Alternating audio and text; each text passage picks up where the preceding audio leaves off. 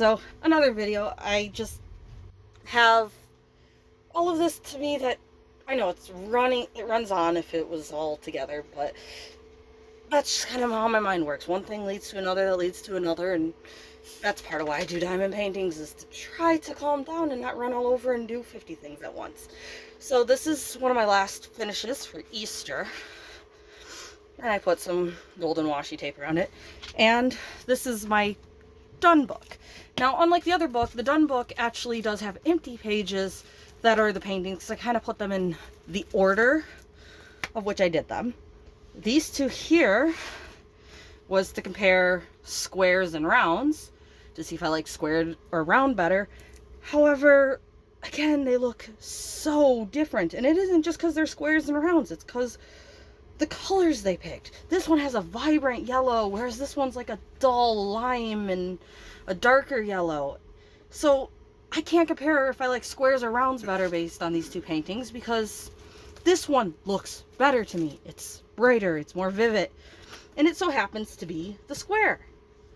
But if this round had the same yellow and the same lighter red, not this dark red, and the ear wasn't as black and kind of stood out from the background a little bit more like with this one, I might like it better.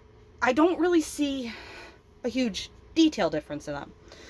I know that squares are smaller so you get more detail in the same size, but comparing these two, it's like comparing apples to oranges to me. I literally cannot pick a favorite because the color difference is too great.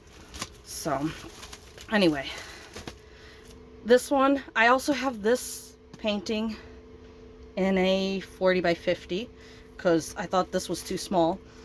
And the 40 by 50 again has completely different look to it. The way these colors on the wings, the dots, everything, it just looks completely different, where there's some things I like better about this one, some things I like better about that one, whereas I think normally I would like the larger one.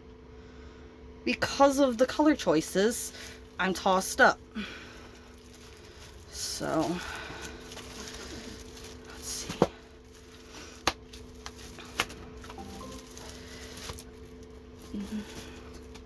So anyway, once I get a painting I ordered or a painting I finished, depending on the book it goes into, I just slip it into its page and then write the page number down in my Excel sheet.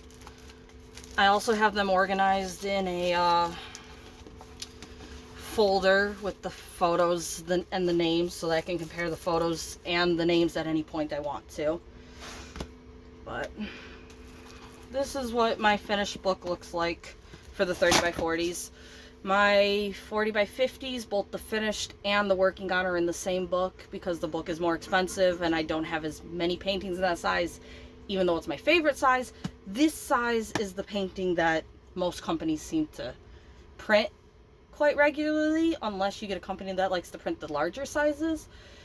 It just seems like the 30 or the 40 by 50 and those in between sizes are more specialty in a way. However, again, like I said, they're my favorite. So that's that book. I'm going to now do a video on the Amazon stuff I have, because I have it sitting out. May as well get it recorded and done, so that I can then go through the process of putting everything away. And I can't really record a video putting everything away, because the way I do so sitting on the couch, sitting at my computer, just isn't convenient to film. I can't film and use my hands to do that and type, and again, it's all over the place. I put my data in multiple areas, I reuse the data in multiple forms, and it's just what I find works for me. I like being repetitive with it, having it in multiple places, having it wrote out multiple ways, so I can look at whatever way makes sense to me at the time I'm looking at it. So again, this is what I do for all of my paintings and how my books are kind of laid out. And on to the next one.